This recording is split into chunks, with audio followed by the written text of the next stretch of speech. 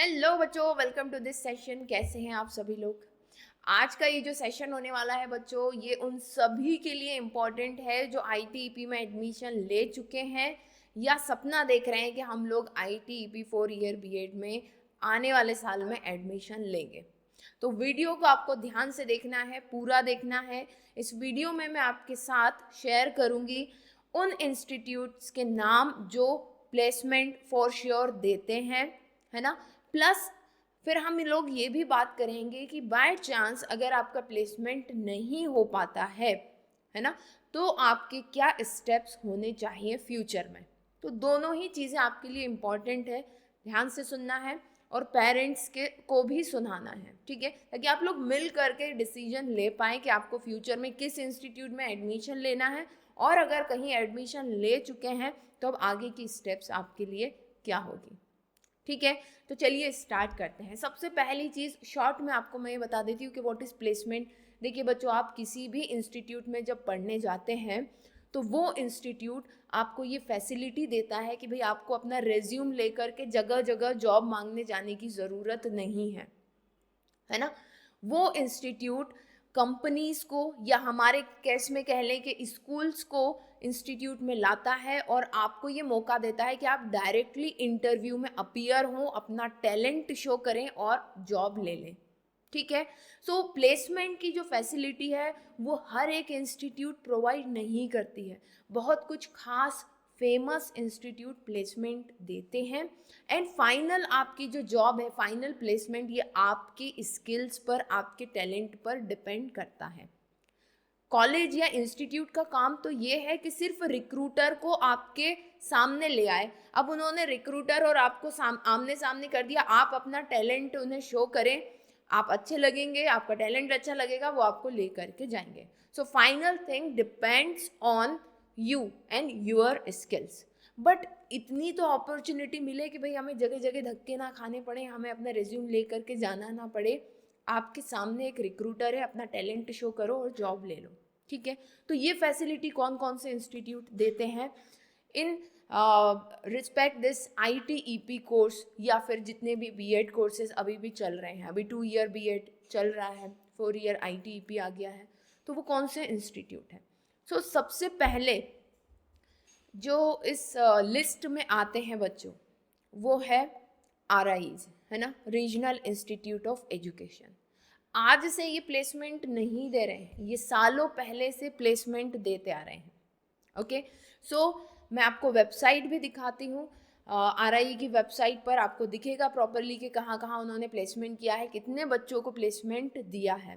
तो अब आपको अपने माइंड में ये क्लियर रखना है कि आरआई वो टॉप मोस्ट इंस्टीट्यूट हैं जो कि अपने बीएड स्टूडेंट्स को डायरेक्ट ये अपॉर्चुनिटी देते हैं कि वो इंटरव्यू दे करके जॉब ले लें। ठीक है, अब एक चीज़ यहाँ पर आपको ये ध्यान में रखनी है कि इसके लिए आपके पास बेस्ट स्किल्स होनी चाहिए। आप खुद देख रहे होंगे कि आपकी बैच में 100 बच्चे पढ़ रहे हैं, है ना। उन 100 क्या सारे 100 बच्चों को प्लेसमेंट मिल जाएगा? क्या सारे 100 बच्चों को जॉब मिल जाएगी? No, it's not, it's your skills only. यहाँ पर मैं जो बताने वाली हूँ, यहाँ पर मैं आपको इंस्टीट्यूट्स के नाम बताऊँगी और कैसे आप अपनी तरफ से चेक कर सकते हैं वो बताऊँगी। फिर हम लोग बात करेंगे कि बाय चांस प्लेसमेंट नहीं मिलेगा तब आप क्या करेंगे। ठीक है, तो चलिए देखते हैं। तो सबसे पहले मैं यहाँ आपके सामने कुछ इंस्टीट्यूट के नाम लिख रही हूँ। जब भी आप एनसीईटी एग्ज़ाम देंगे, उसे अच्छे मार्क्स से पास कर लेंगे, तो आपकी प्रायोरिटी होनी चाहिए कि आपको इन इंस्टीट्यूट्स में एडमिशन लेना है, because they are having a very good background, और आप कह सकते हैं कि ट्रैक के इन्होंने प्लेसमेंट्स दिए हैं। ठीक है, इसमें सबसे पहला इंस्टीट्यूट जो है वो आ जाएगा, जस्ट सेकेंड कलर चेंज कर लें ज़रा। फर्स्ट आरआईज, है ना, रीजनल इंस्टीट्यूट्स ऑफ एजुकेशन। जितने भी आरआई पार्टिसिपेट करते हैं, जैसे इस बार तो भोपाल ने किया था, okay, and Bhopal and Ajmer. ठीक, इन दोनों इंस्टीट्यूट ने पार्टिसिपेट किया था। इनकी वेबसाइट्स भी आपको दिखाऊंगी कि इनके प्लेसमेंट का क्या ट्रैक है। उसके बाद जो आपके पास सेकंड ऑप्शन होना चाहिए, अगर आरआई में आपका एडमिशन नहीं हो पाता है, उसके बाद जो प्लेसमेंट का ट्रैक रखते हैं वो हैं सेंट्रल यूनिवर्सिटीज़। ठीक है, now let me tell you कि अब आईआईटीज़ भी इसमें आ गई है। हालांकि आईआईटी अपने टेक्निकल बच्चों के लिए तो प्लेसमेंट रखती ही है, वो तो हम जानते हैं कि आईआईटी एनआईटीज़ डायरेक्ट प्लेसमेंट देती हैं। सो इन दिस केस ऑल्सो जो है प्लेसमेंट सेल इन बच्चों के लिए भी है। सो आईआईटीज़, ठीक, बट यहाँ तो देखो फॉर श्योर श्योरिटी है, सेंट्रल यूनिवर्स सबसे पहले आ रहा ही, ये तो देता ही है प्लेसमेंट, ये आपको मौका देगा कि आप अपना टैलेंट शो करें और जॉब ले लें। ठीक है, अब ये कई बार गवर्नमेंट के लिए भी इंटरव्यू करवा देते हैं और कई बार प्राइवेट इंस्टीट्यूट मतलब कि प्राइवेट स्कूल्स के लिए भी करवाते हैं। ओके, नाउ आईआईटीज़ भी प्लेसमेंट देते हैं, बट ये हमारे लिए नया केस होगा, इसलिए मैंने इसे थर्ड पर रखा है। जो दो कंफर्म है उन्हें मैंने ऊपर की तरफ रखा है। आरआई से तो मैंने खुद पढ़ाई की हुई है, सो आई नो दैट कि इनका ट्रैक रिकॉर्ड बहुत अच्छा है। And best of the student you get from the RIs only, है ना। ये पहले ही अपने क्षेत्र के ये एकमात्र ऐसे इंस्टीट्यूट हैं जो एनसीईआरटी रन करवाती है। एंड जो भी बच्चे आपको यहाँ के मिलेंगे उनका नॉलेज लेवल एक अलग तरह का होता है। ठीक है, अब हम उसमें नहीं जाएंगे कि उन्होंने टीचर से कितना सीखा और उन्होंने लाइब्रेरी में पढ़ करके कितना सीखा, but you can feel that कि बहुत ज़मीन आसमान का अंतर इन बच्चों में आपको देखने को मिलेगा। ओके, नाउ तो ये पहले तीन हैं, बाकी अदर कोई इंस्टीट्यूट की जानकारी मुझे नहीं है, जो है मैंने आपके सामने रखा है। अब मैं आपको इनकी वेबसाइट दिखा देती हूँ। ठीक है, तो जैसे कि ये आरआई अजमेर की वेबसाइट है। ठीक है, यहाँ पर आ जाएंगे आप और देखेंगे स्टूडेंट कॉर्नर, यहाँ ऊपर दिखाई दे रहा है ना, स्टूडेंट कॉर्नर में चलिए, प्लेसमेंट सेल आपको दिख रही है, यहाँ प्लेसमेंट सेल पर आप क्लिक करेंगे। So they have a complete report कि कब उन्होंने किस साल में कितना प्लेसमेंट दिया है। देखिए, थोड़ा सा मैं जूम कर देती हूँ, ये इंस्टीट्यूट की इंफॉर्मेशन है and here they have the highlights. तो 2018 से लेकर के 2022 के बीच में कितने कितने इंस्टीट्यूट कितने कितने बच्चे प्लेस हुए हैं। तो सबसे ज़्यादा प्लेसमेंट 21 से 22 के बीच में 94 स्टूडेंट्स का इन्होंने प्लेसमेंट दिया है। ठीक है, गेटिंग माई पॉइंट। सो ये यहाँ पर रिपोर्ट शो कर रहे हैं, that means they are calling recruiters to their institute, है ना। So this is actually a very big opportunity. हर किसी को ये अपॉर्चुनिटी नहीं मिलती है कि उन्हें अपना टैलेंट शो करने का मौका लगे। ठीक है, फिर आ जाओ इधर आरआई भोपाल की वेबसाइट पर, एंड यहाँ पर भी आप स्टूडेंट कॉर्नर में जाएंगे एंड प्लेसमेंट सेल्स में जाएंगे, so you can get the details. थोड़ा सा मैं इसको जूम कर देती हूँ बिकॉज आई थिंक इट्स है ना, दिखाई दे रहा है ना अभी। हाँ, तो क्या लिखा है यहाँ पर, just a second. The campus placement cell at the institute work for placement of students. The student of BSc, B.Ed have been placed in KVs, JNVs and DAV and Atomic Energy B.Ed Society and similar other reputed schools of the country. Okay. The students of MEd RI have been employed as a teacher educator at the different teacher training institute. तो ये जिन्होंने MEd किया है उनकी बात हो रही है।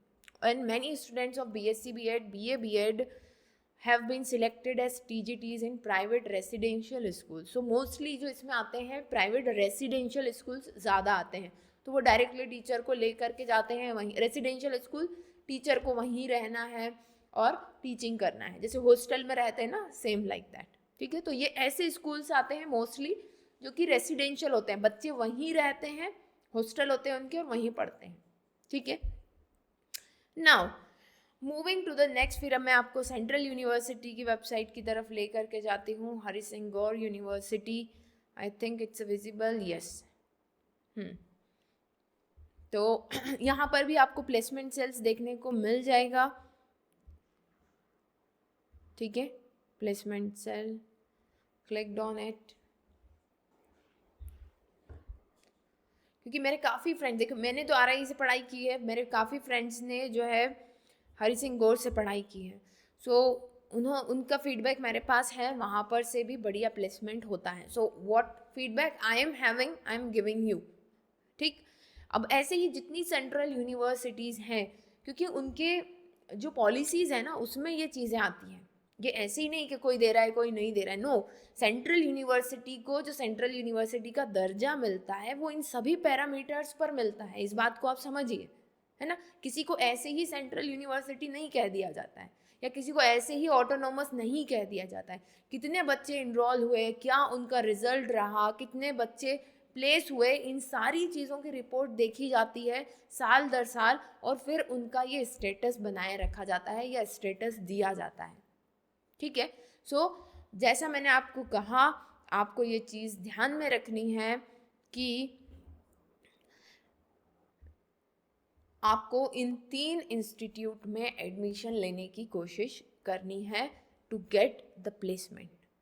अब अगर आपका प्लेसमेंट नहीं होता है, या इन केस, ये सभी के लिए है एक्चुअली, में ये सभी के लिए जो स्टेप्स मैं बताने जाने वाली हूँ ये सभी के लिए स्टेप्स है, तो आपको इनको ध्यान से रखना है, ध्यान में रखना है. ओके. सो प्लेसमेंट आफ्टर ITEP, अगर आपको प्लेसमेंट चाहिए तो देखो, आपका 4 ईयर का कोर्स है. दैट मीन्स इसमें 8 सेमेस्टर है. 8 सेमेस्टर है. अपने 7th सेमेस्टर से आपको देना है सीटेट एग्ज़ाम. क्या देना है? CTET exam. सो सीटेट मैं क्यों कह रही हूँ कि 7th सेमेस्टर से देना है, क्योंकि रिजल्ट आते आते आपका 8 सेमेस्टर भी लग सकता है ना. एंड 7th सेमेस्टर में बाय चांस अगर आप एग्ज़ाम क्लियर नहीं कर पाए, वैसे तो मैं फॉर श्योर हूँ कि अगर आपने अच्छे इंस्टीट्यूट से पढ़ाई की है तो आप 7th सेमेस्टर तक इतना समझ चुके होंगे कि किसी एक्स्ट्रा तैयारी के आप सीटेट निकाल लेंगे. ठीक है. तो 7th सेमेस्टर से आपको सीटेट एग्ज़ाम देना स्टार्ट करना है. 8th तक, 7th में नहीं हुआ तो फिर 8th सेमेस्टर में दो. जब तक क्लियर ना हो जाए तब तक आपको सीटेट एग्ज़ाम देते रहना है.